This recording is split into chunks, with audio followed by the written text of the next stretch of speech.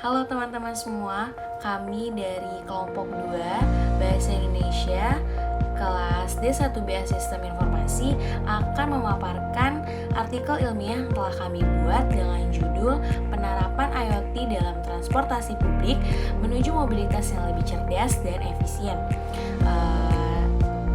Anggota kelompok kami terdiri dari saya sendiri, Rohayuni Endah, lalu ada teman saya Baginda Sumantri, Muhammad Arya Rizky, Immanuel Soalon, dan Nurul Latifah. Langsung saja kita masuk ke bagian abstrak yang dijelaskan oleh Baginda Sumantri. Halo, perkenalkan nama saya Baginda Sumantrisan. Dalam video kali ini kita akan membahas penerapan IoT dalam transportasi publik menuju mobilitas yang lebih cerdas dan efisien. Poin yang pertama ialah penerapan IoT dalam transportasi publik. Internet of Things atau IoT yang kita kenal telah menjadi sorotan yang penting dalam upaya menuju kota pintar yang lebih cerdas dan efisien. Dalam konteks transportasi publik, IoT telah membawa inovasi dengan memanfaatkan sensor dan teknologi terkoneksi untuk meningkatkan efisiensi dan kualitas layanan. Contohnya adalah penerapan IoT dalam sistem light rail transit di Jakarta yang akan kita bahas lebih lanjut. Poin yang kedua ialah peningkatan efisiensi dan kepuasan pengguna. Studi telah menunjukkan bahwa penerapan IoT dalam transportasi publik, khususnya pada LRT Jakarta, telah membawa perubahan positif yang signifikan. Penggunaan sensor dan teknologi terkoneksi memungkinkan pemantauan real-time terhadap kondisi operasional, meningkatkan ketepatan waktu kedatangan, dan mengurangi kepadatan penumpang pada jam-jam yang sibuk. Hasilnya ialah peningkatan efisiensi operasional dan meningkatnya kepuasan pengguna. Poin yang ketiga ialah tantangan dan solusi. Meskipun dengan hasil yang di atas yang sangat positif, ada beberapa tantangan yang perlu kita atasi. Salah satunya adalah masalah keamanan data yang menjadi perhatian serius. Selain itu, diperlukan infrastruktur yang memadai untuk mendukung implementasi IoT dalam skala yang lebih luas. Solusinya adalah dengan meningkatkan sistem keamanan dan inskripsi data, serta melakukan investasi tambahan dalam pembangunan infrastruktur transportasi yang terintegrasi dengan teknologi IoT. Dengan langkah ini, kita dapat mengatasi tantangan yang tersebut dan memastikan kelangsungan penerapan IoT dan transportasi publik. Eh, Konklusinya adalah, dengan demikian, penerapan IoT dalam transportasi publik membuka jalan menuju mobilitas yang lebih cerdas dan efisien. Melalui penggunaan sensor dan teknologi terkoneksi, kita dapat terus meningkatkan efisiensi operasional dan memberikan layanan yang lebih baik kepada pengguna. Lalu selanjutnya pendahuluan. Internet of Things atau IoT adalah sebuah jaringan yang terdiri dari elemen-elemen fisik yang berakar pada berbagai perangkat lunak, sensor, dan teknologi yang sedang berkembang yang memiliki tujuan yaitu untuk menghubungkan berbagai perangkat atau sistem satu sama lain untuk saling bertukar informasi melalui internet. Ya. Salah satu contoh penerapan IoT di Indonesia yaitu dalam penerapan IoT pada transportasi publik yaitu di LRT Jakarta. Ya. Eh, Penerapan ini yaitu digunakan untuk pengaturan transportasi publik. Ini merupakan salah satu penerapan IoT pada smart city yang memberikan manfaat seperti konektivitas, efisiensi, dan kemudahan. Oleh karena itu, dengan adanya IoT ini di LRT akan memberikan peningkatan kualitas pelayanan dan kecenderungan masyarakat untuk menggunakan transportasi publik seperti LRT. Ya, konsep smart city menekankan pentingnya ICT dalam meningkatkan profil kota. Namun implementasinya dihadapkan pada tantangan seperti investasi dan kerjasama antar pihak. Pentingnya kolaborasi antara pemerintah, akademisi, swasta, dan komunitas untuk membentuk ekosistem smart city yang terintegrasi dan berkelanjutan menjadi kunci keberhasilan. Salah satu penerapan smart city di Indonesia yaitu di Kota Bandung. Ya, oleh karena itu, dalam artikel ini bertujuan untuk menyoroti peran IoT dalam menciptakan smart city dengan fokus pada transportasi publik dan penerapan teknologi yang cerdas dan efisien. Lalu masuk ke bagian metode penelitian. Pada penelitian kali ini kami melakukan pendekatan kualitatif untuk memahami implementasi dan dampak penerapan IoT atau Internet of Things dalam transportasi publik khususnya pada sistem LRT di Jakarta. Metode ini kami pilih untuk mendapatkan pemahaman yang mendalam tentang bagaimana IoT mempengaruhi efisiensi dan kecerdasan transportasi publik dalam kota. Data-data yang kami kumpulkan itu adalah berdasarkan data-data yang kami cari di internet, artikel-artikel yang beredar di internet, dan melalui jurnal-jurnal yang telah beredar di internet mengenai Internet of Things yang relevansinya dengan transportasi publik. Lalu jika dilihat pada tabel, terdapat beberapa manfaat sebelum implementasi IoT dan sesudah implementasi IoT. Yang pertama, manfaatnya adalah pada kepuasan pengguna. Sebelum implementasi IoT, kepuasan penggunanya itu rendah, sedangkan sesudah adanya IoT, kepuasan penggunanya itu tinggi. Lalu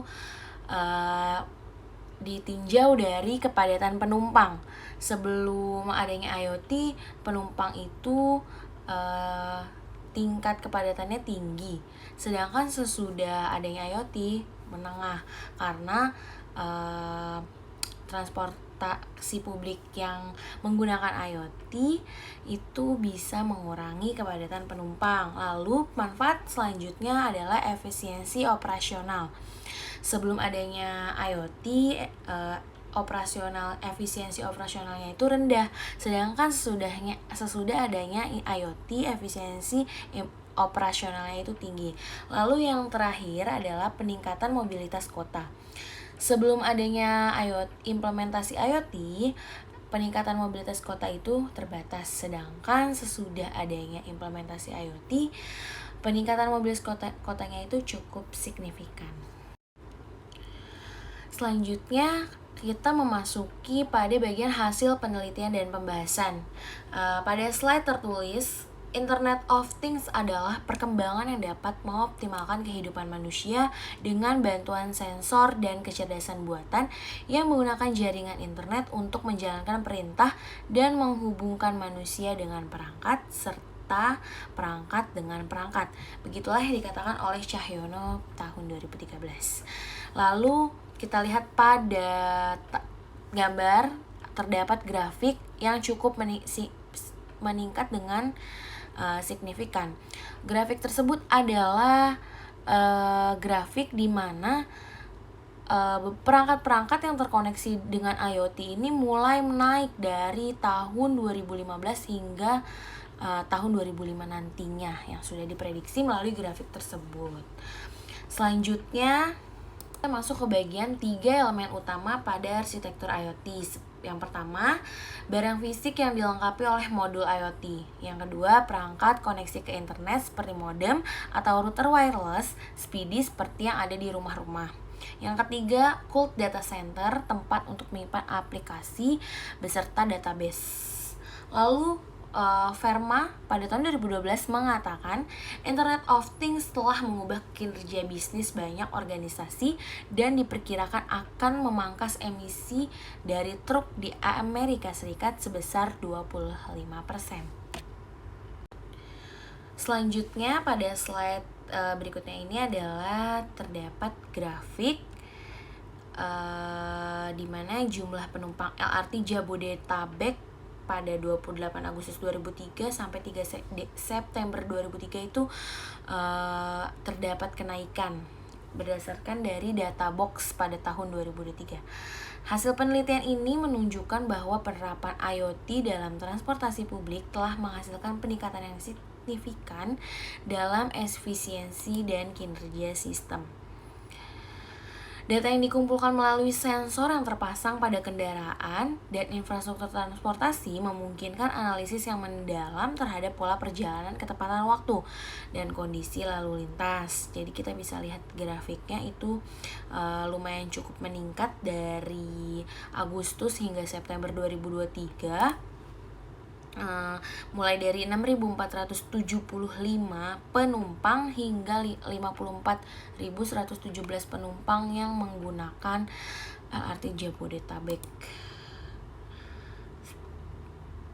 Lalu meskipun implementasi IoT ini telah membawa banyak manfaat bagi transportasi publik, beberapa tantangan dan kendala harus tetap diperhatikan. Salah satunya adalah masalah keamanan data, di mana data yang dikumpulkan dari sensor IoT rentan terhadap serangan cyber dan pelanggaran privasi.